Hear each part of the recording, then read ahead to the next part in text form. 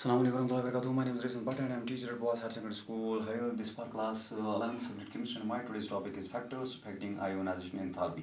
तो कल हमने आयोनाइजेशन एंथैल्पी के बारे में पढ़ा, तो आज हम देखेंगे कौन से फैक्टर्स आयोनाइजेशन एंथैल्पी पे ठीक है ना, कौन से फैक्टर्स आयोनाइजेशन एंथैल्पी पे असर डालते हैं, ठीक है ना, कौन इसको चेंज करते हैं, कौन आयोनाइजेशन एंथैल्पी को वेरी करते हैं। तो पहला जो फैक्टर यहाँ पे है दैट इज एटॉमिक साइज।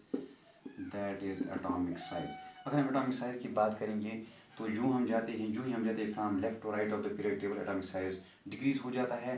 तो न्यूक्लियस का जो फोर्स है वैलेंस इलेक्ट्रॉन पे वो बहुत ज़्यादा है, ठीक है ना। तो डेफिनेटली जो आयोनाइजेशन एंथैल्पी होगी वो ज़्यादा होगी। तो ऑन गोइंग हम ऐसे देख सकते हैं मोर द एटॉमिक साइज, अगर एटॉमिक साइज ज़्यादा होगा, मोर द एटॉमिक साइज, तो जो न्यूक्लियस जो है इसका जो फोर्स होगा वैलेंस इलेक्ट्रॉन पे, न्यूक्लियस का जो फोर्स होगा वैलेंस इलेक्ट्रॉन पे वो होगा कम, दैट वुड बी लेस, ठीक है ना। So more the atomic size less will be the ionization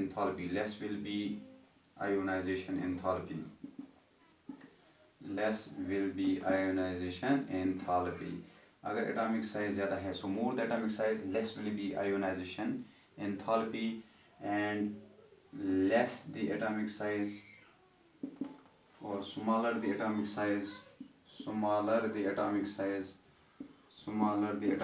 अगर एटॉमिक साइज स्मॉल होगा, more will be the ionisation enthalpy, more will be ionisation energy और आयोनाइजेशन एंथैल्पी। तो दूसरा जो फैक्टर है यहाँ पे दैट इज न्यूक्लियर चार्ज, अगर हम न्यूक्लियर चार्ज की बात करेंगे तो आयोनाइजेशन एनर्जी जो है, it is directly proportional to nuclear charge. More the nuclear charge, more is the ionisation energy, less the nuclear charge, less would be ionisation energy, ठीक है ना। इसके बाद तीसरा जो फैक्टर है उसको हम बोलते हैं शील्डिंग,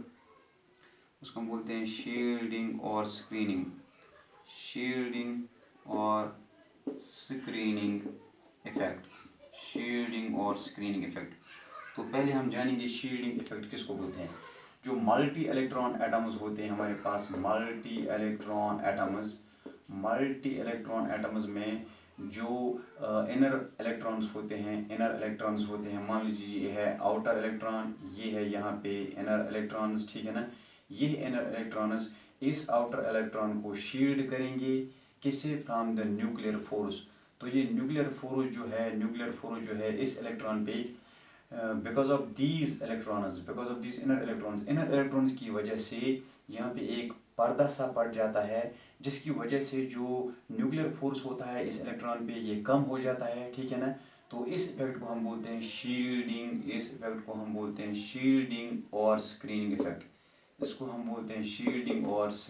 इफेक्ट। अगर शील्डिंग इफेक्ट स्क्रीनिंग इफेक्ट ज़्यादा होगा, डेफिनेटली न्यूक्लियस का फोर्स इस इलेक्ट्रॉन पे कम होगा, तो इस इलेक्ट्रॉन को रिमूव करना आसान होगा। इसका मतलब है मोर द शील्डिंग और स्क्रीनिंग इफेक्ट, अगर शील्डिंग और स्क्रीनिंग इफेक्ट ज़्यादा होगा, less would be ionization energy. So more the shielding or screening effect, less would be ionization energy and vice versa। अगर अब shielding effect कम होगा, ionization energy ज़्यादा होगी, ठीक है ना।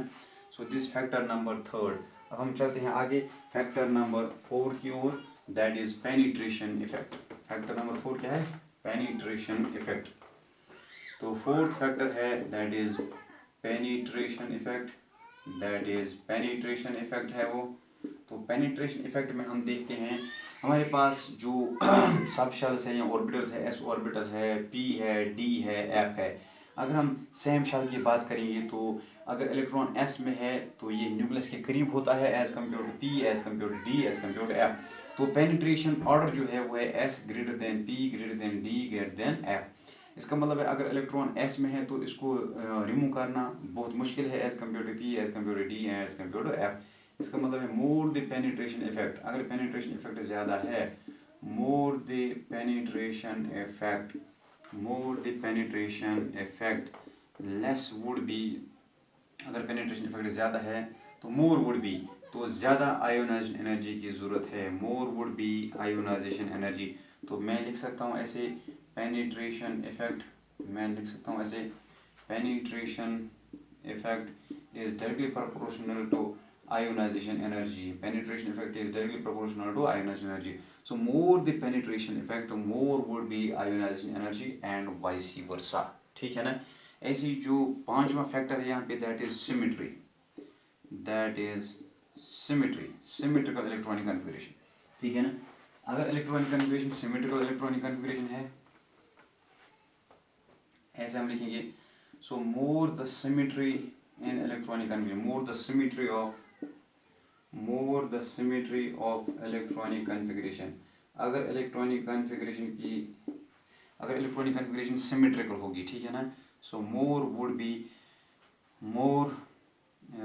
बी द स्टेबिलिटी, तो उस एतबार से उसकी स्टेबिलिटी ज़्यादा है, so more will be the value of ionisation energy, so more will be the value of ionisation energy. जैसे कि अगर हम नियॉन की बात करेंगे, एटॉमिक नंबर है 10, इसकी कन्फिगरेशन 1s2 2s2 2p6, ये सिमेट्रिकल इलेक्ट्रॉनिक कन्फिगरेशन, ठीक है ना। इसमें 2, 2s में 2, 2p6 में 6 होने चाहिए, तो 6 बराबर है, तो this is symmetrical electronic configuration, ये ज़्यादा स्टेबल होती है, ठीक है ना। ऐसे ही half filler electronic configuration nitrogen की बात करेंगे, 7 है, सो 1s2 2s2 2p3, तो 1s में 2, 2s में 2, 2p में बराबर हाफ फिलर है, कम्प्लीटली हाफ फिलर है, ठीक है ना। तो ये भी सिमेट्रिकल इलेक्ट्रॉनिक कन्फिगरेशन है। तो सिमेट्रिकल इलेक्ट्रॉनिक कन्फिगरेशन स्टेबल होती है, तो इसमें इलेक्ट्रॉन को रिमूव करना मुश्किल हो जाता है, ठीक है ना, तो ज़्यादा एनर्जी की दरकार है। तो इस वजह से हम कह सकते हैं more the symmetry of electronic configuration, अगर इलेक्ट्रॉनिक कन्फिगरेशन की सिमेट्री ज़्यादा है, स्टेबिलिटी इसकी ज़्यादा है, so more will be the value of ionisation energy, तो इसमें से इलेक्ट्रॉन को रिमूव करना बहुत मुश्किल है, तो हमें ज़्यादा आयोनाइजेशन एनर्जी की दरकार है, ठीक है ना। So this was all about today's topic, factors affecting ionisation enthalpy. Thanks for watching.